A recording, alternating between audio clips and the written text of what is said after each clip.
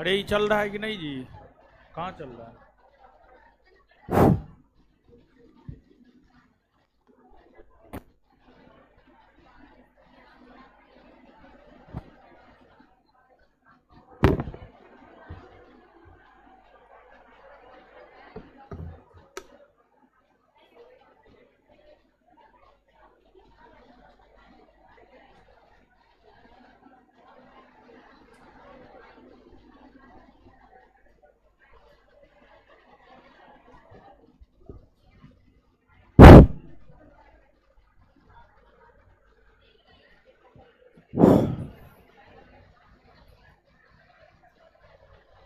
शांत हो जाइए अब, शांत हो जाइए सब लोग।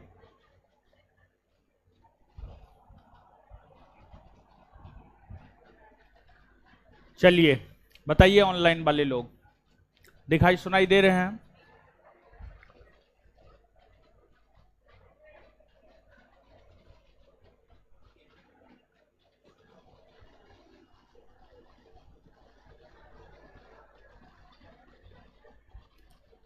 चलिए तो आ जाइए, देखते हैं अब।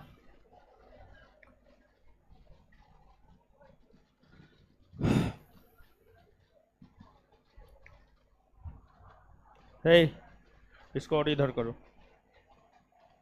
इसको इधर करो। और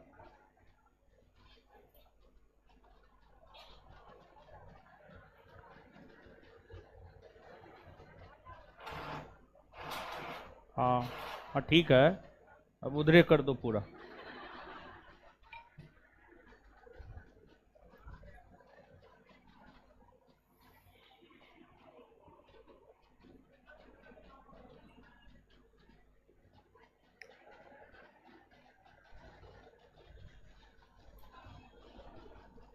शांत हो जाइए अब।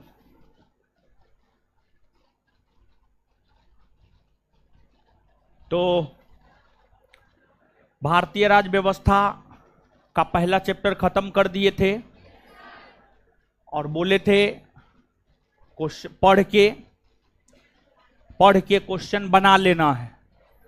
बोले थे ना? बनाए थे। और उसके बाद आंसर से मिला लेना है, कितना बनता है कितना नहीं बनता है। आज से हम लोग भारतीय राज्य व्यवस्था के दूसरे चैप्टर की शुरुआत करेंगे, लेकिन उससे पहले एक दिशा निर्देश। हमने तो हर संभव यह प्रयास किया कि आंसर एरर फ्री हो, और आंसर एरर फ्री है भी, लेकिन फिर भी भूल चूक, टाइपिंग मिस्टेक की वजह से अगर आपको पॉलिटी के किसी भी क्वेश्चन में डाउट लगता है तो आप वो जो टोपी वाला है, वो ब्लू कलर का टोपी पहना हुआ, ब्लू न है, आसमानी है, आसमानी है ना? हाँ, क्या नाम है जी? क्या नाम है? क्या नाम है? चंदन। हाँ, कहाँ घर है जी? बेगूसराय, खगड़िया, पूर्णिया। हाँ, चंदन पूर्णिया। उसको जो है क्वेश्चन थमा देना है, क्वेश्चन नंबर थमा देना, क्वेश्चन नहीं, क्वेश्चन नंबर थमा देना है, और फिर हम उसको देख लेंगे। और ऑनलाइन वाले लोग जो है आप अपना कमेंट कर दीजिएगा, और तुम जो बैठल रहता है दो कीवर्ड इधर से उधर करके मजा जो मारते रहता है, एक कॉपी लेकर के लिख लेना।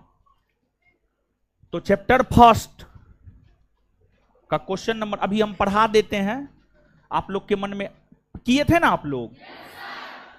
हाँ, तो अगर डाउट होगा वो तो पता चल ही गया होगा। तो अपना नाम और क्वेश्चन नंबर जो है उसको लिख करके दे दीजिएगा, और ऑनलाइन वाले लोग जो है आप कमेंट कर दीजिएगा। पूरे आज के सेशन के दौरान कमेंट कर दीजिएगा अपना। चैप्टर नंबर फर्स्ट में पहला क्वेश्चन, निम्न क्वेश्चन में हमको डाउट है, उसको जो है हम आपको डील कर देंगे। तो अब क्वेश्चन आंसर करने की कोई जरूरत नहीं ना है। और फिर लेट लग जाएगा, ठीक है, लेट लग जाएगा। हम क्वेश्चन आंसर भी कराने के लिए तैयार है, हमको कोई दिक्कत नहीं है। फिर लेट लगेगा तो आप ही लोग कहिएगा लेट हो रहा है, ठीक है। ऐसे भी टारगेट बैच है तो क्वेश्चन आंसर ऐसे भी हम फाउंडेशन बैच में भी नहीं करवाते हैं, तो टारगेटेड बैच है तो क्या होगा। आंसर हम आपको इसलिए दे दिए हैं ताकि हमको करवाना ना पड़े, क्योंकि पिछली बार जो है 1275 में क्वेश्चन आंसर करवाए थे, बहुत ज्यादा लेट हो गया था, बहुत ही ज्यादा लेट हो गया था। 1275 में क्वेश्चन आंसर करवाए थे, वही सब्जेक्टिव ऑब्जेक्टिव है, तो उसमें बहुत ही ज्यादा लेट हो गया था। तो इसी वजह से जो है इस बार क्वेश्चन आंसर नहीं करवाने के विषय में सोचे हैं, आंसर आपको दे देने के विषय में सोचे हैं। आपका जो डाउट होगा उसको क्लियर हम कर देंगे, समझाए लड़का। लिख करके हमको दे देना, इन लिख करके चल जाना। शिवहर, शिवहर है कि शेखपुरा का है? शेखपुरा का है शिवहर, हाँ, इन लिख करके शिवहर चल जाना अपना। चलिए, तो आज आप अपना जो प्रॉब्लम है वो उसको दे दीजिएगा। ऑफलाइन वाले लोग, ऑनलाइन वाले लोग आप अपना कमेंट कर दीजिएगा। आज से हम लोग चैप्टर नंबर 2 की शुरुआत करते हैं, और हमारे ख्याल से चैप्टर नंबर 2 होगा संविधान का निर्माण। यही ना है? यही ना है? संविधान का निर्माण।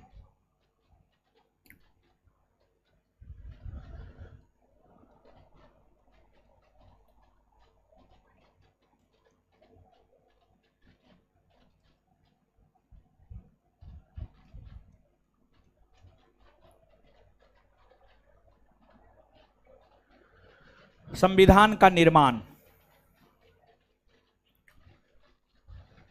देखिए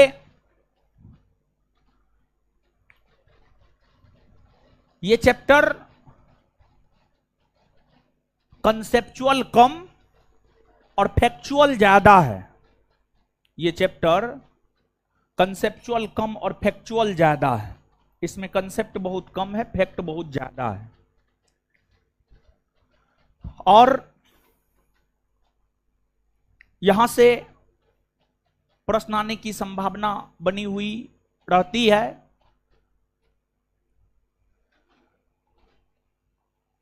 भारत के संविधान के निर्माण को अगर देखा जाए तो भारत के संविधान का निर्माण संविधान सभा ने किया है। भारत के संविधान का निर्माण जो है आपको संविधान सभा ने किया है, कॉन्स्टिट्यूशनल असेंबली ने किया है। संविधान सभा को अंग्रेजी में हम लोग कहते हैं कॉन्स्टिट्यूशनल असेंबली, संविधान सभा।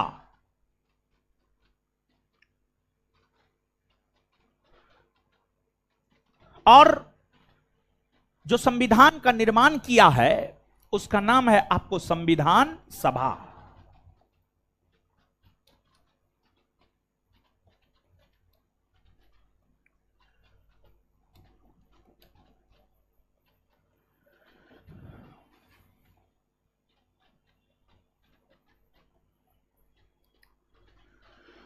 अब अगर संविधान सभा की बात की जाए तो यूं ही संविधान सभा गठित नहीं हो गई। संविधान सभा के गठन को लेकर मांग 1895 ईस्वी से ही उठना प्रारंभ हो गया था। संविधान सभा के गठन की अगर हम लोग बात करें तो संविधान सभा के गठन को लेकर मांग 1895 ईस्वी से उठना प्रारंभ हो गया था। 1895 ईस्वी से उठना प्रारंभ हो गया था। 1895 ईस्वी से उठना प्रारंभ हो गया था। देखिए, भारत के राष्ट्रीय आंदोलन में भाग लेने वाले नेताओं में एक नाम आता है बाल गंगाधर तिलक का। बाल गंगाधर तिलक का। और बाल गंगाधर तिलक की अगर हम बात करें तो जो बाल गंगाधर तिलक है बाल गंगाधर तिलक के द्वारा 1895 ईस्वी में एक विधेयक पारित किया गया था। और बाल गंगाधर तिलक के द्वारा 1895 ईस्वी में जो विधेयक पारित किया गया था, उस विधेयक का नाम है स्वराज्य विधेयक। स्वराज्य विधेयक, स्वराज्य विधेयक। और जब बाल गंगाधर तिलक ने 1895 ईस्वी में स्वराज्य विधेयक पारित किया, तो स्वराज्य विधेयक पारित करने के संदर्भ में ही बाल गंगाधर तिलक ने यह मांग किया कि भारत के लिए एक संविधान होनी चाहिए, भारत के लिए एक संविधान होनी चाहिए। संविधान एक प्रकार का कानूनों का दस्तावेज होता है। संविधान की अगर हम बात करें तो जो संविधान होता है, संविधान एक प्रकार का कानूनों का दस्तावेज होता है। जो संविधान राष्ट्रपति को, प्रधानमंत्री को, सुप्रीम कोर्ट को, मुख्य न्यायाधीश को, राज्यपाल को, मुख्यमंत्री को, सभी को पावर देता है कि आपका क्या पावर है, आपका क्या शक्ति है, ये आपको संविधान ही देता है। तो जो हमारा संविधान है, हमारे संविधान मतलब भारत का संविधान, जो भारत का संविधान है, भारत के संविधान को लेकर मांगे 1895 ईस्वी से ही उठना प्रारंभ हो गया। लेकिन हमारा संविधान बनकर तैयार 26 नवंबर 1949 ईस्वी को हुआ। 26 नवंबर 1949 ईस्वी को हुआ। और फिर जाकर हमारा संविधान लागू 26 जनवरी 1950 को हुआ। और अभी देश में जो शासन प्रशासन चलाया जाता है, वह शासन प्रशासन जो है आपको संविधान के तहत ही जो है चलाए जाते हैं। तो बाल गंगाधर तिलक ने तो 1895 में ही संविधान को लेकर मांगे कर दी थी। बाल गंगाधर तिलक के बाद जब भारतीय राष्ट्रीय आंदोलन के पटापेक्ष में गांधी जी छाए और गांधी जी को असहयोग आंदोलन जो आंदोलन 1920 से 1922 के बीच हुआ है, असहयोग आंदोलन जो कि 1920 से 1922 के बीच हुआ है, असहयोग आंदोलन ने गांधी जी को राष्ट्रीय स्तर पर एक नई पहचान देने का काम की। और फिर आगे चलकर महात्मा गांधी ने 1922 ईस्वी में 1922 1922 ईस्वी में महात्मा गांधी ने यह इच्छा जाहिर किया कि जो भारत का संविधान है, भारत के संविधान भारतीयों के इच्छा अनुसार बनाए जाएंगे। भारत का जो संविधान है, भारत का संविधान भारतीयों के इच्छा अनुसार बनाए जाएंगे। यह इच्छा प्रकट महात्मा गांधी ने 1922 ईस्वी में किया। 1922 ईस्वी में किया। फिर आगे चलकर एक आपको वामपंथी नेता हुए, उनका नाम था M N Roy. M N Roy, M.N. Roy. M N Roy ने 1934 ईस्वी में संविधान के निर्माण को लेकर संविधान सभा की मांग की। संविधान सभा की मांग की। फिर आगे चलकर 1935 में कांग्रेस ने 1935 ईस्वी में कांग्रेस ने भी संविधान को लेकर मांगे की। और फिर 1938 ईस्वी में पंडित जवाहरलाल नेहरू ने संविधान को लेकर यह मांग किया कि संविधान का जो निर्माण होगा, जो संगठन संविधान का निर्माण करेगी, उस संगठन में जो लोग चुनकर जाएंगे वह वयस्क मताधिकार के आधार पर चुनकर जाएंगे, वयस्क मताधिकार के आधार पर चुनकर जाएंगे। और फिर आपको 1940 में अगस्त प्रस्ताव आया। उस अगस्त प्रस्ताव में पंडित नेहरू की मांग को स्वीकार भी कर लिया गया था। 1940 के अगस्त प्रस्ताव में पंडित नेहरू की मांग को स्वीकार भी कर लिया गया था। और आप याद कीजिए 1939 में जब द्वितीय विश्व युद्ध की शुरुआत हुई थी तो भारत ब्रिटेन की तरफ से इस द्वितीय विश्व युद्ध में नहीं जाना चाहता था साफ, और भारतीयों को अंग्रेज द्वितीय विश्व युद्ध में अपने साथ करना चाहता था। भारतीयों को अंग्रेज द्वितीय विश्व युद्ध में अपने साथ करना चाहता था और इसी वजह से 1942 में क्रिप्स मिशन योजना को भारत भेजा गया। और क्रिप्स मिशन योजना जो कि 1942 ईस्वी में भारत आई, क्रिप्स मिशन योजना जो कि 1942 ईस्वी में भारत आई, क्रिप्स मिशन योजना ने भारत के संविधान के निर्माण को लेकर संविधान सभा के गठन को स्वीकार किया था। लेकिन क्रिप्स मिशन योजना को कांग्रेस और मुस्लिम लीग ने सिरे से नकार दिया और इसी वजह से क्रिप्स मिशन योजना के तहत संविधान सभा का गठन नहीं हुआ।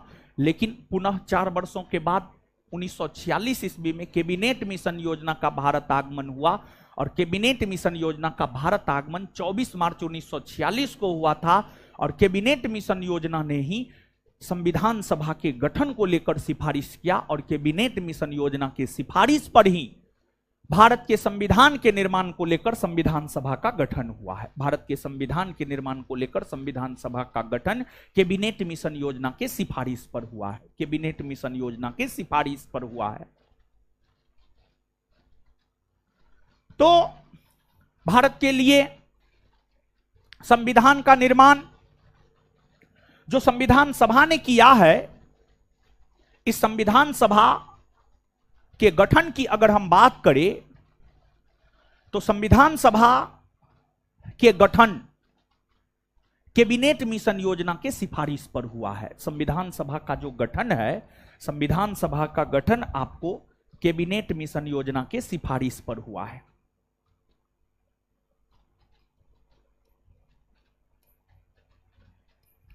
कैबिनेट मिशन योजना के सिफारिश पर हुआ है और यह बात परीक्षा के लिहाज से काफी महत्वपूर्ण है।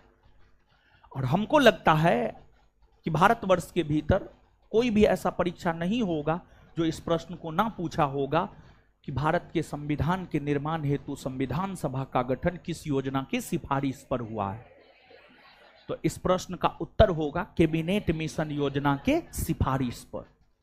अभी हमने आपको बताया है आगे आने वाले 5 से 10 दिनों के बाद जब हम आपको ये प्रश्न पूछेंगे, किसी को पर्सनली खड़ा करके पूछेंगे, तो आप जवाब नहीं दे पाइएगा। ऐसे अगर सामूहिक रूप से पूछेंगे तो कोई ना कोई 2, 4, 5, 10 को जवाब दे ही देंगे। तो यह बात परीक्षा के लिहाज से काफी महत्वपूर्ण है। यह बात जो है आपको परीक्षा के लिहाज से काफी महत्वपूर्ण है। और देखिए, कैबिनेट मिशन योजना का भारत आगमन 24 मार्च 1946 को हुआ है और कैबिनेट मिशन योजना में टोटल 3 सदस्य थे, क्रिप्स, अलेक्जेंडर और लॉरेंस। क्रिप्स का पूरा नाम है स्टेफर्ड क्रिप्स, अलेक्जेंडर का पूरा नाम है एबी अलेक्जेंडर और लॉरेंस का पूरा नाम है सर पेंथिक लॉरेंस। जिसमें पेंथिक लॉरेंस भारत सचिव के पद पर थे, एबी अलेक्जेंडर नौसेना विभाग के प्रधान थे, स्टेफर्ड क्रिप्स वाणिज्य विभाग के प्रधान थे। स्टेफर्ड क्रिप्स वाणिज्य विभाग के प्रधान थे। तो जो आपको कैबिनेट मिशन योजना है, इसमें 3 सदस्य थे और कैबिनेट मिशन योजना के द्वारा सिफारिशें जो अपनी प्रस्तुत की गई है वह 16 मई 1946 को 16 मई 1946 को कैबिनेट मिशन योजना ने अपनी सिफारिशें प्रस्तुत की है। 16 मई 1946 को कैबिनेट मिशन योजना ने जो अपनी सिफारिश प्रस्तुत की है, उस सिफारिश में कैबिनेट मिशन योजना ने यह कहा है कि भारतीय संविधान का निर्माण भारतीयों के द्वारा किया जाएगा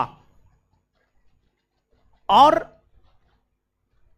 भारत की 10 लाख आबादी पर संविधान सभा में एक सदस्य को शामिल किया जाएगा। भारत की 10 लाख आबादी पर संविधान सभा में एक भारतीय सदस्य को शामिल किया जाएगा और भारतीय सदस्यों के द्वारा ही भारत के लिए संविधान का निर्माण किया जाएगा। यह बात कैबिनेट मिशन योजना ने अपनी सिफारिश में किया। और उस समय जब कैबिनेट मिशन योजना की सिफारिश आई थी 16 मई 1946 को, तो उस समय भारत और पाकिस्तान दोनों मर्ज था। उस समय भारत और पाकिस्तान की अगर हम बात करें तो उस समय भारत और पाकिस्तान जो है आपको दोनों मर्ज था और दोनों एक ही देश था। और उस समय दोनों देश को मिलाकर भारत की कुल आबादी लगभग 40 करोड़ के आसपास हुआ करती थी। उस समय दोनों देश को मिलाकर भारत की कुल आबादी लगभग 40 करोड़ के आसपास हुआ करती थी, लगभग 40 करोड़ के आसपास हुआ करती थी। और 10 लाख पर एक सदस्य को संविधान सभा में शामिल किए जाने को लेकर प्रावधान किए गए थे।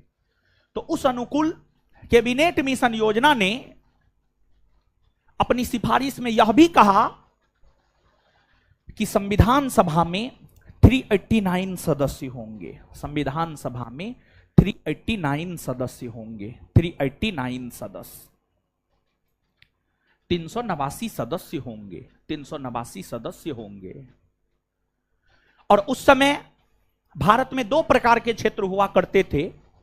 और उस समय भारत में जो 2 प्रकार के क्षेत्र हुआ करते थे, एक आपको ब्रिटिश प्रांत और दूसरा आपको देसी रियासत। एक आपको ब्रिटिश प्रांत और दूसरा आपको देसी रियासत। ब्रिटिश प्रांत किसे कहा जाता है और देसी रियासत किसे कहा जाता है? जब हम आपको 1935 का भारत शासन अधिनियम पढ़ा रहे थे तो 1935 के भारत शासन अधिनियम पढ़ाते हुए हम आपको यह बात बताए थे कि ब्रिटिश प्रांत किसे कहा जाता है और देसी रियासत किसे कहा जाता है। नहीं बताए थे?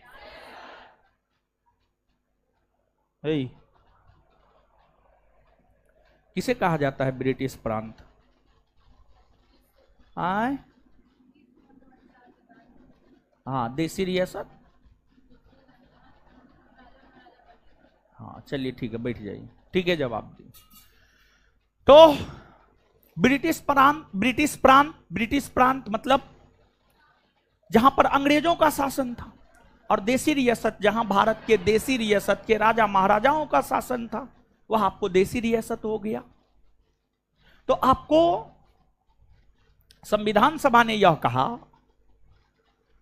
कैबिनेट मिशन ने अपनी सिफारिश में यह कहा कि संविधान सभा में 389 सदस्य होंगे, जिसमें से 389 में से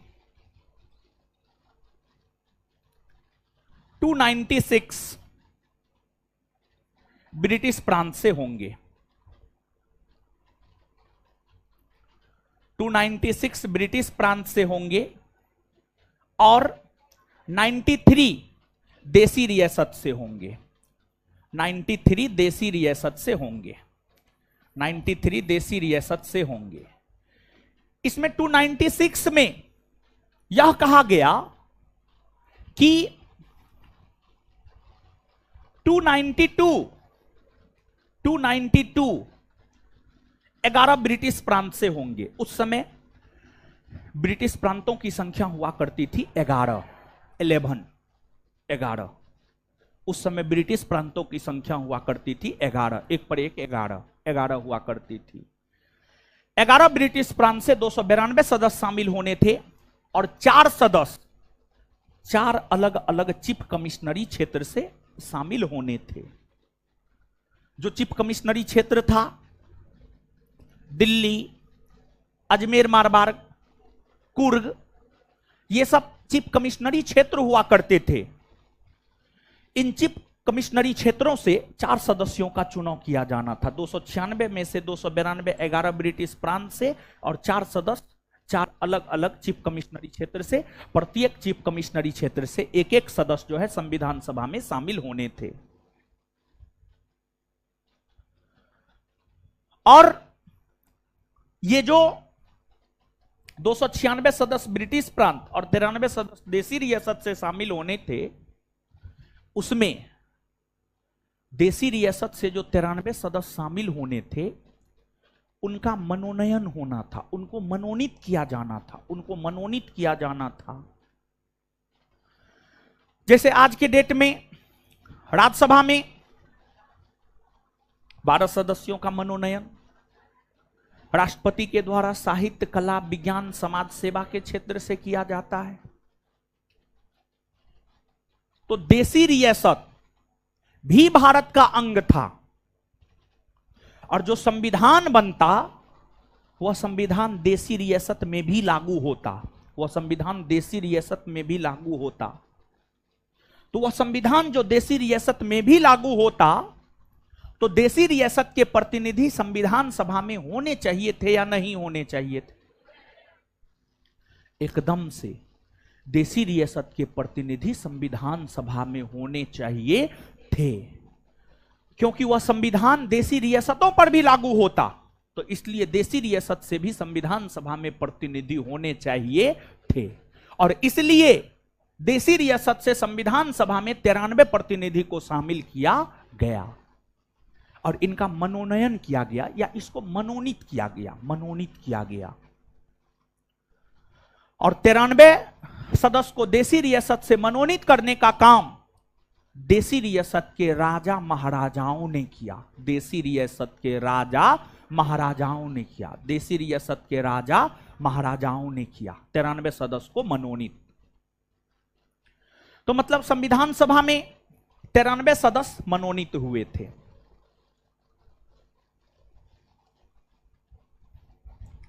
और ये जो 296 सीट है, इस 296 सीट के लिए चुनाव हुए, इस 296 सीट के लिए जो है आपको चुनाव हुए और यह चुनाव जुलाई अगस्त 1946 में हुआ था। यह चुनाव जो है आपको जुलाई अगस्त 1946 में हुआ था और इस चुनाव में आम जनता पार्टिसिपेट नहीं किया था, इस चुनाव में आम जनता पार्टिसिपेट नहीं किया था, बल्कि आप याद कीजिए, आप इस बात को याद कीजिए, प्रांतों में विधानसभा के चुनाव कब से होने प्रारंभ हुए?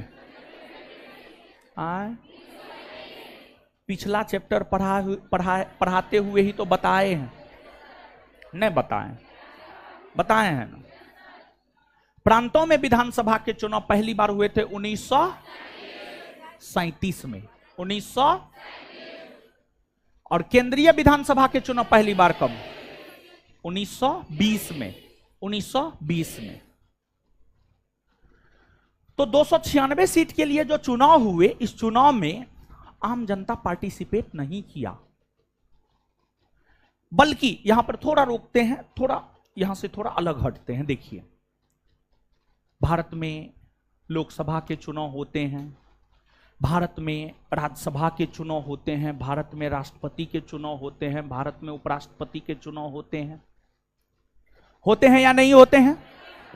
भारत में लोकसभा, राज्यसभा, राष्ट्रपति, उपराष्ट्रपति, ये सब चुनाव होता है ना। वो लोकसभा के चुनाव में कौन भाग लेता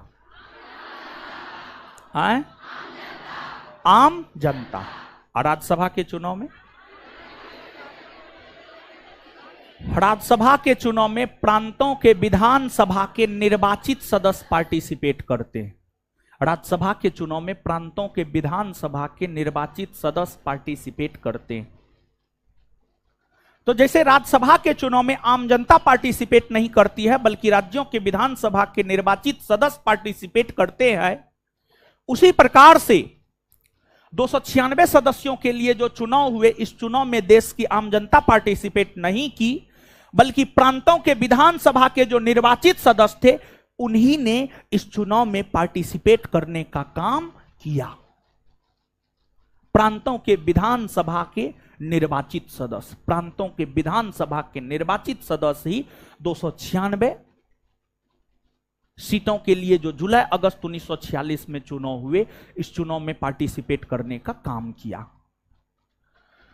मतलब अगर 296 सदस्य की हम बात करें तो ये 296 सदस्य जो है आपको निर्वाचित थे।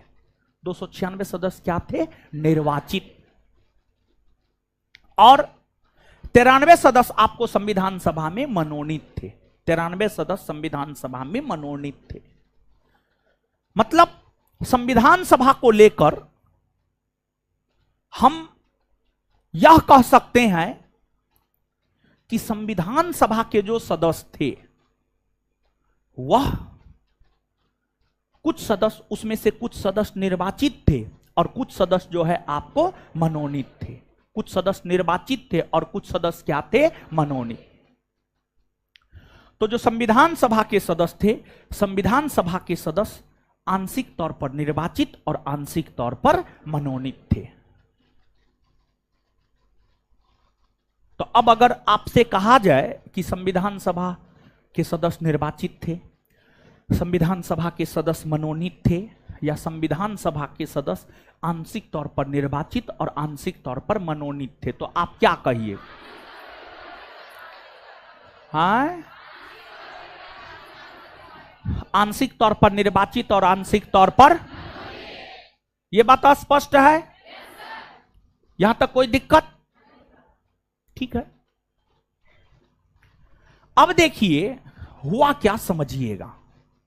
हुआ ये कि 296 सीट के लिए जो चुनाव हुए, इस चुनाव में 208 सीट कांग्रेस जीता।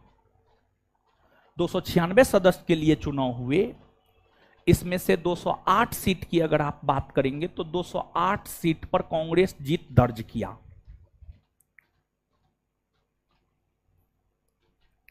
कांग्रेस जीत दर्ज किया।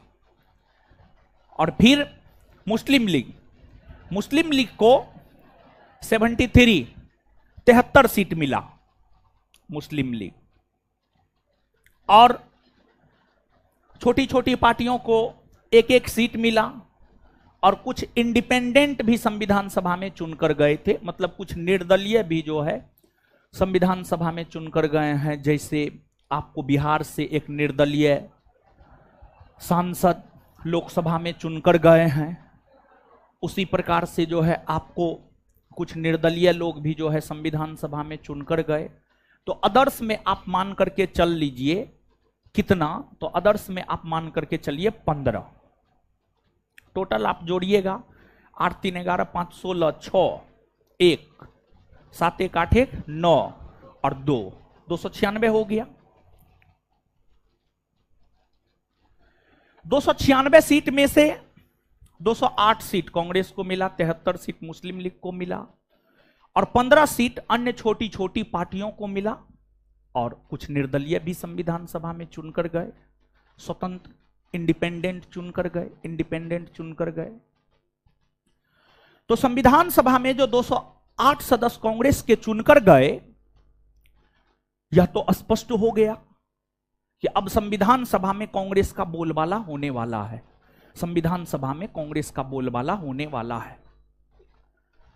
और संविधान सभा में कांग्रेस का बोलबाला होने वाला है, इसी को लेकर मुस्लिम लीग में घबराहट पैदा हो गई और मुस्लिम लीग ने चुनाव के ठीक बाद से संविधान सभा का विरोध करना शुरू कर दिया। मुस्लिम लीग ने चुनाव के ठीक बाद से संविधान सभा का विरोध करना शुरू कर दिया और इस मांग को लेकर आवाज बुलंद करने लगा कि नहीं, मुसलमानों के लिए एक अलग राष्ट्र पाकिस्तान बनेगा और पाकिस्तान के संविधान के निर्माण हेतु अलग से संविधान सभा का गठन किया जाएगा और वह संविधान सभा पाकिस्तान के लिए संविधान का निर्माण करेगा। इस प्रकार अगर आप मुस्लिम लीग की बात करेंगे तो मुस्लिम लीग संविधान सभा का चुनाव के ठीक बाद से, मुस्लिम लीग चुनाव के ठीक बाद से संविधान सभा का विरोध करना शुरू कर दिया। लेकिन मुस्लिम लीग के विरोध के बावजूद संविधान सभा ने काम किया और संविधान सभा ने भारत के लिए संविधान का निर्माण किया। संविधान सभा ने काम किया और संविधान सभा ने भारत के लिए संविधान का निर्माण किया, भारत के लिए संविधान का निर्माण किया। और जब आपको आगे चलकर 15 अगस्त 1947 को देश को आजादी मिली और भारत देश को आजादी मिलने से पहले ही भारत का विभाजन हो गया और पाकिस्तान का निर्माण हो गया। और जब भारत का विभाजन और पाकिस्तान का निर्माण हुआ तो भारत के विभाजन के बाद, भारत के विभाजन और भारत को स्वतंत्रता प्राप्ति के बाद, भारत का विभाजन 14 अगस्त 1947 को हुआ और भारत को स्वतंत्रता की प्राप्ति 15 अगस्त 1947 को हुआ। तो भारत के विभाजन और आजादी के बाद संविधान सभा का पुनर्गठन हुआ, संविधान सभा का पुनर्गठन किया गया, संविधान सभा का पुनर्गठन किया गया। और आजादी के बाद जब संविधान सभा का पुनर्गठन किया गया तो अब संविधान सभा में 389 के जगह मात्र 299 सदस्य बच गए। देश के विभाजन, भारत के विभाजन और भारत देश को स्वतंत्रता मिलने के बाद जब संविधान सभा का पुनर्गठन हुआ तो संविधान सभा का पुनर्गठन होने के बाद संविधान सभा में कुल आपको 299 सदस्य बच गए। और संविधान सभा के पुनर्गठन होने के बाद संविधान सभा में जो 299 सदस्य बचे, उस 299 सदस्य में से 229 सदस्य ब्रिटिश प्रांत से शामिल होने थे। 229 सदस्य ब्रिटिश प्रांत से शामिल होने थे और 70 सदस्य देसी रियासत से शामिल होने थे, और 70 सदस्य देसी रियासत से शामिल होने थे। बेसिकली जो भारत के संविधान का निर्माण किया गया है वह 389 सदस्यों वाली संविधान सभा के द्वारा भारत के संविधान का निर्माण नहीं किया गया है, बल्कि भारत के संविधान का निर्माण जो है आपको 299 सदस्यों वाली संविधान सभा के द्वारा आपको किया गया है। और संविधान निर्माण के क्रम में 299 सदस्यों में से कुछ सदस्यों का देहावसान भी हो गया था, मतलब कुछ सदस्यों का मृत्यु भी हो गया था, कुछ सदस्यों का मृत्यु भी हो गया। और संविधान के निर्माण होते होते मात्र 284 सदस्य 284 सदस्य मात्र 284 सदस्य बचे थे, मात्र 284 सदस्य बचे थे। और यही 284 सदस्यों ने संविधान निर्माण के बाद संविधान के ऊपर अपना हस्ताक्षर करने का काम किया। देखिए, मुख्य तौर पर हम लोग क्या कह देते हैं, मुख्य तौर पर हम लोग यह कह देते हैं कि संविधान का निर्माण डॉक्टर भीमराव अंबेडकर ने किया है। ठीक है, कहते हैं, अच्छी बात है। जिस प्रकार किसी गाड़ी को बनाने में उसके जो उसको डिजाइन करने वाला जो इंजीनियर होता है उसका सबसे अहम रोल होता है। तो मुख्य तौर पर बाहर निकल करके सामने डिजाइनर का नाम आता है, लेकिन उसमें जो नट बोल्ट कसता है, मैकेनिक सब, उन लोगों का भी तो योगदान होता है। योगदान तो होता ही होता है। तो जो भारत का संविधान है, हम लोग क्यों कहते हैं कि भारत के संविधान का निर्माण डॉक्टर भीमराव अंबेडकर ने किया है? संविधान के निर्माण में सबसे बड़ा योगदान उनका रहा है। सबसे बड़ा योगदान उनका रहा है। इसी वजह से हम लोग कहते हैं कि भारत के संविधान का निर्माण डॉक्टर भीमराव अंबेडकर ने किया है। डॉक्टर भीमराव अंबेडकर ने संविधान सभा के सदस्यों के सहयोग से, डॉक्टर भीमराव अंबेडकर ने संविधान सभा के सदस्यों के सहयोग से भारत के संविधान का निर्माण किया है। संविधान के निर्माण में संविधान सभा के सदस्यों का भी अहम योगदान रहा है। और संविधान सभा जब भारत के लिए संविधान का निर्माण कर रहा था, तो हर मुद्दा पर चर्चा होता था। हर मुद्दा पे चर्चा होता था कि जैसे मौलिक अधिकार को संविधान में शामिल करना है, तो शामिल करना है या नहीं करना है, मौलिक अधिकार के अंतर्गत कौन से प्रावधान को कहां रखना है, कौन से प्रावधान को शामिल करना है, कौन से प्रावधान को शामिल नहीं करना है, ये सब तय किए जाते थे। इन सभी चीजों पर चर्चाएं होती थी, चर्चाएं होती थी। और उस चर्चा में संविधान सभा के सदस्य पार्टिसिपेट करते थे, संविधान सभा के सदस्य भाग लेते थे, संविधान सभा के सदस्य भाग लेते थे। और संविधान सभा में निर्णय बहुमत के आधार पर नहीं लिया जाता था।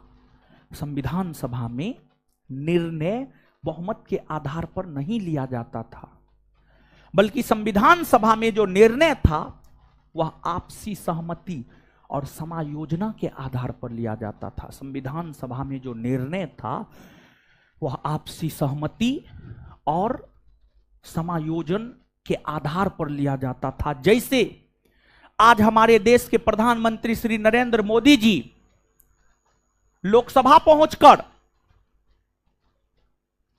लोकसभा के एमपी के तौर पर उन्होंने शपथ ग्रहण किया है।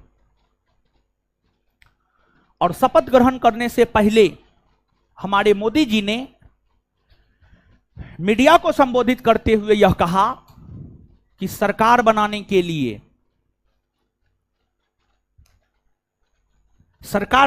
लिए एक आंकड़ा का जरूरत होता है। लोकसभा के 543 में से 272 सीट आपके पास होने चाहिए। सरकार बनाने के लिए, देखिए मोदी जी का स्टेटमेंट बहुत अच्छा स्टेटमेंट था। देखिए मोदी जी स्टेटमेंट सब तो बड़ी शानदार देते हैं,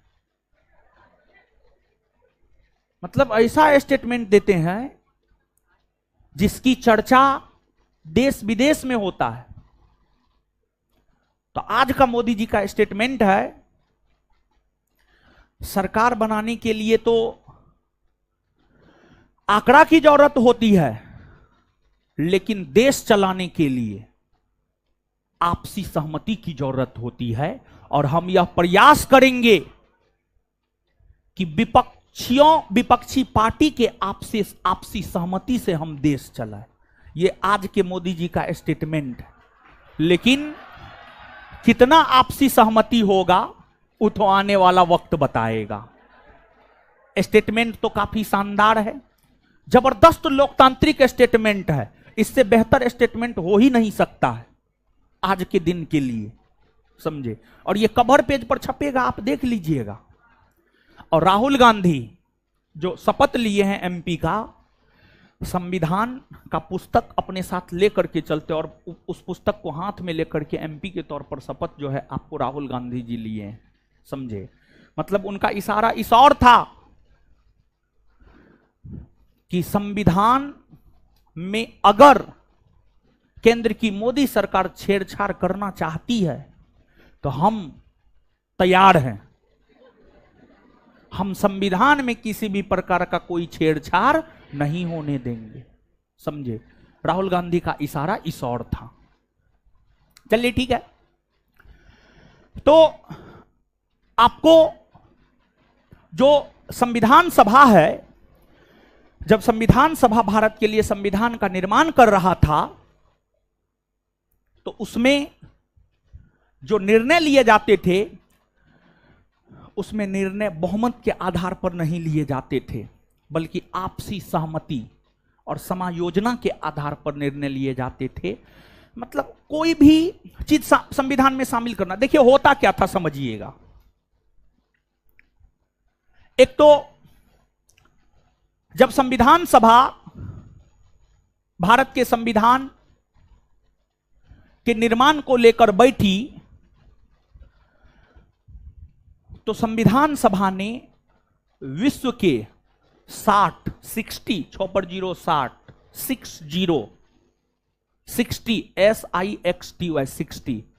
60 देशों के संविधान का अवलोकन संविधान सभा के सदस्यों ने किया। अमेरिका, चीन, ब्रिटेन, रूस, फ्रांस, जर्मनी, ऑस्ट्रेलिया, कनाडा,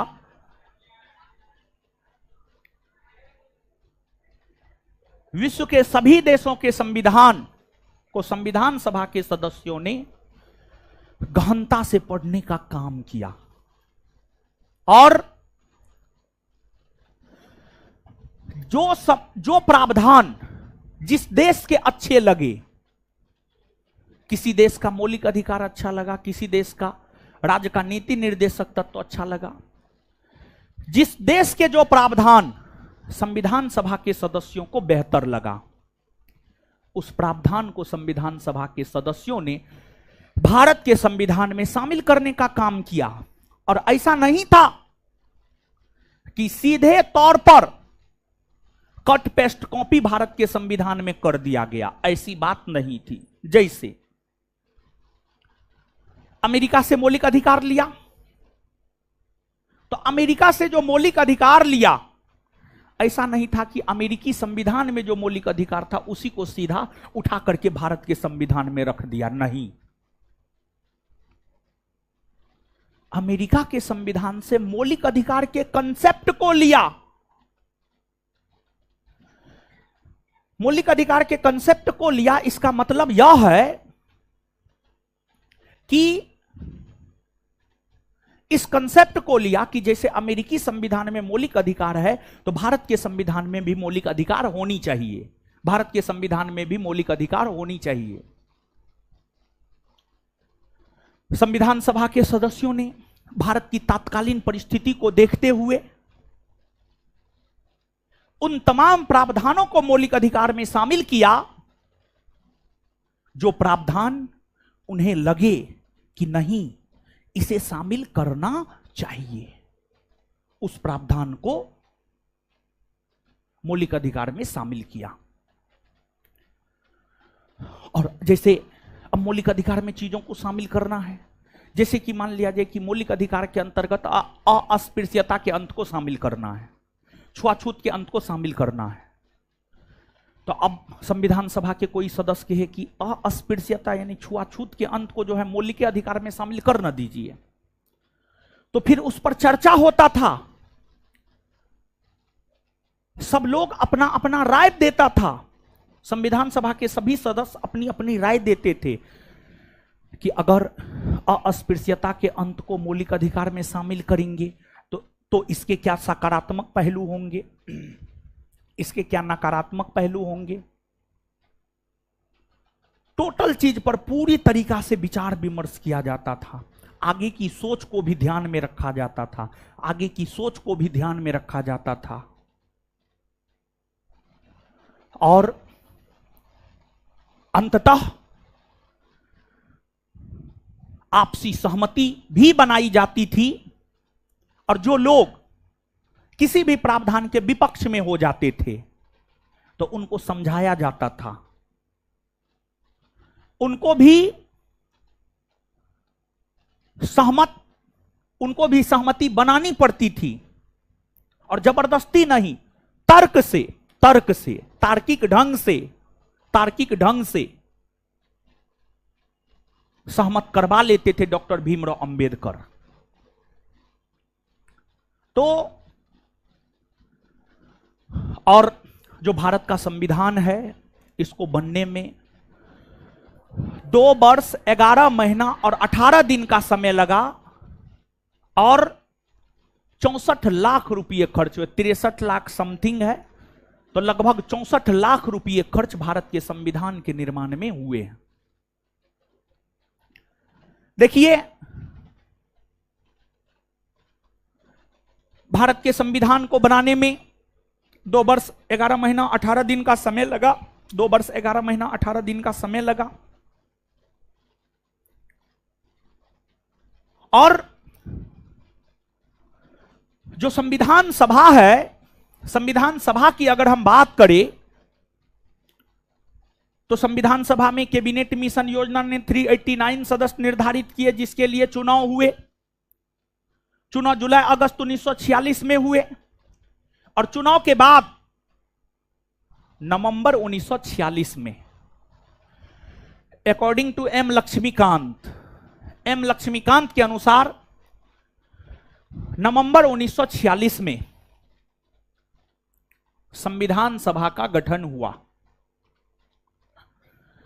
और संविधान सभा के गठन के बाद संविधान सभा की प्रथम बैठक 9 दिसंबर 1946 को दिल्ली में हुआ। संविधान सभा की प्रथम बैठक 9 दिसंबर 1946 को दिल्ली में हुआ। संविधान सभा की प्रथम बैठक 9 दिसंबर 1946 को दिल्ली में हुआ। और आपको फिर इसके बाद लगातार संविधान सभा की बैठकें आयोजित होती रही और फिर अंततः भारत का संविधान जाकर बनकर तैयार हुआ। तो अब जो है, यहां तक आप पहला पेज है, हाथ हटाइए तो ये लड़की, हाथ हटाइए। पहला पेज गुरुजी लोग पढ़िए तो थोड़ा सा, गर्मी आज कर दिया है ना वो।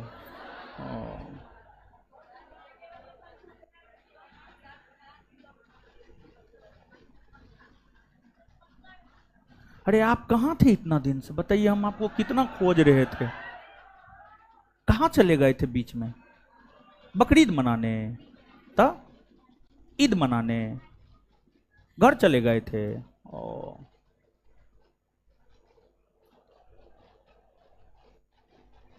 है, पढ़िए जल्दी, है पहला पेज पढ़िए, पढ़िए पहला पेज।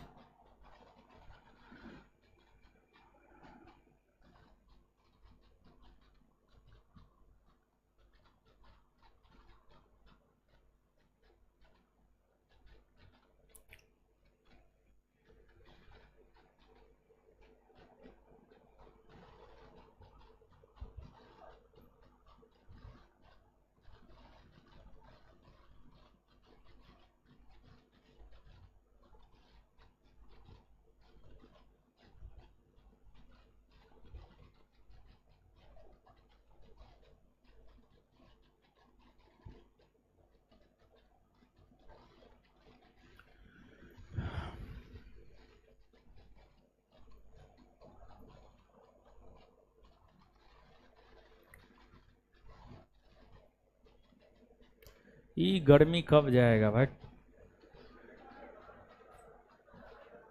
पटना में बारिश और नहीं हो रहा है? हाँ, है? हुआ है कहाँ हुआ है ना? एक रोज रात को थोड़ा बहुत हुआ है, कल हुआ था। कल पटना में बारिश हुआ है।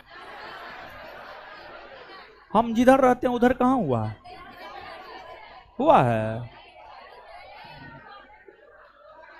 कोई कह रहा है नहीं हुआ है, आप लोग जिधर रहते होंगे हुआ होगा।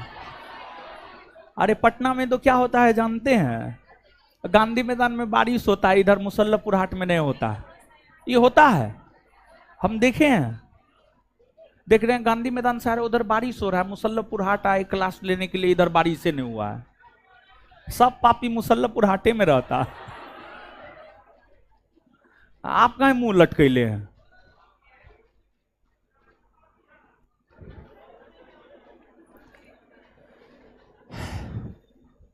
पढ़ लिए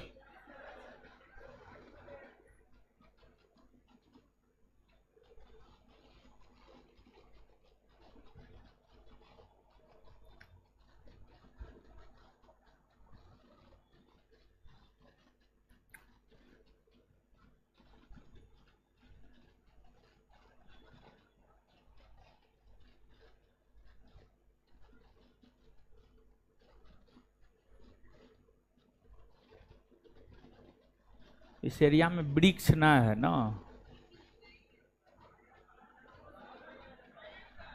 आदमी जितना जगह पे वृक्ष लगवाएगा उतना में 4 गो रूम बन जाएगा।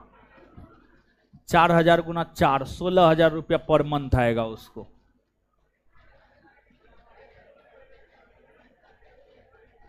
हम कहां से लगाएंगे, हमको कुछ है, कुछ नहीं है।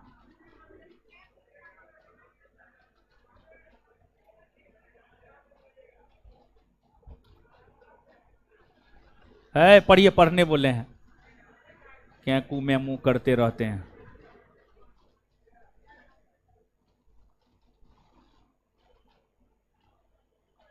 क्या हो रहा है, पढ़ लिए,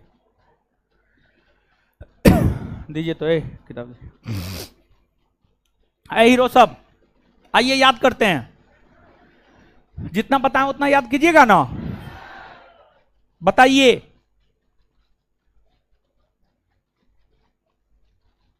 भारत में संविधान के निर्माण को लेकर सर्वप्रथम मांग किसने किया? बालगंगा। किसने यह कहा कि भारत के संविधान का निर्माण भारतीयों के इच्छानुसार होगा? कांग्रेस ने संविधान को लेकर मांग कब किया? 1935। कांग्रेस ने संविधान को लेकर मांग कब किया? कांग्रेस ने संविधान को लेकर मांग कब किया? अच्छा, एक बात बताइए, किसने यह कहा कि भारतीय संविधान का निर्माण वयस्क मताधिकार के आधार पर होगा? जवाहरलाल। संविधान सभा का गठन किस योजना के सिफारिश पर हुआ? Cabinet mission. कैबिनेट मिशन योजना में कितने सदस्य, कौन कौन? कैबिनेट मिशन योजना का भारत आगमन कब हुआ है? इसने अपनी सिफारिश कब प्रस्तुत किया है? 16 मई 1900। कैबिनेट मिशन योजना के अनुसार संविधान सभा में कितना आबादी पर एक सदस्य शामिल होना था? कितना आबादी पर? 10 लाख ना। कैबिनेट मिशन योजना ने संविधान सभा में कितने सदस्य निर्धारित किए? 300। ब्रिटिश प्रांत से कितने? ब्रिटिश प्रांत से, देसी रियासत से 11 ब्रिटिश प्रांत से कितने सदस्य? और 4 सीट, 4 चीफ कमिश्नरी क्षेत्र ना। अच्छा, 296 सीट के लिए जो चुनाव हुए कांग्रेस को कितना मिला? मुस्लिम लीग को, और 93 देसी रियासत ना। अच्छा, एक बात बताइए, संविधान सभा के सदस्य निर्वाचित थे, मनोनीत थे या दोनों थे? दोनों ना। आजादी के बाद संविधान सभा का पुनर्गठन हुआ, कितने सदस्य बचे? 200 ब्रिटिश प्रांत से, देसी रियासत से। संविधान सभा के सदस्यों ने संविधान निर्माण के क्रम में कितने देशों के संविधान को पढ़ा? 60 ना। कितना रुपया खर्च हुआ? 64। संविधान को बनाने में कितना समय लगा? 2 वर्ष 11 महीना। क्लियर है ना? इतना बात याद होने गया? चलिए, अब सुनिए, हल्ला मत कीजिए। देखिए, अगला होमवर्क आपका क्या है, आप सुनिए। अगला होमवर्क है आपका कल का, कल पूछेंगे इकोनॉमिक्स चैप्टर नंबर 3 हो चुका है। सब्जेक्टिव ऑब्जेक्टिव दोनों, ऑब्जेक्टिव ना है ही नहीं, सब्जेक्टिव नहीं। चैप्टर नंबर 3 में ऑब्जेक्टिव के आधार पर सर पढ़ा है, तो कितना क्वेश्चन है उसमें? 80-85। ठीक है, वही पूछेंगे। तो कल का आपका होमवर्क है इकोनॉमिक्स चैप्टर नंबर 3 का ऑब्जेक्टिव याद करके आना है, समझ गए? और जितने भी लोगों को पॉलिटी चैप्टर नंबर 1 के किसी भी क्वेश्चन में डाउट है, ऑफलाइन वाले लोग चंदन पूर्णिया को दे दीजिएगा, और ऑनलाइन वाले लोग अभी कमेंट कर दीजिए, तुम हमको दे देना, और कल के क्लास में हम देख लेंगे, समझे? कोई दिक्कत कष्ट आपत्ति नहीं ना? पढ़िए लिखिए मन से। चलिए आज के लिए इतना ही, मिलते हैं अगले क्लास में। हमको निकलने दीजिए, तब आप लोग निकलिएगा, हल्ला मत कीजिए, जब आएगा तो मिल जाएगा।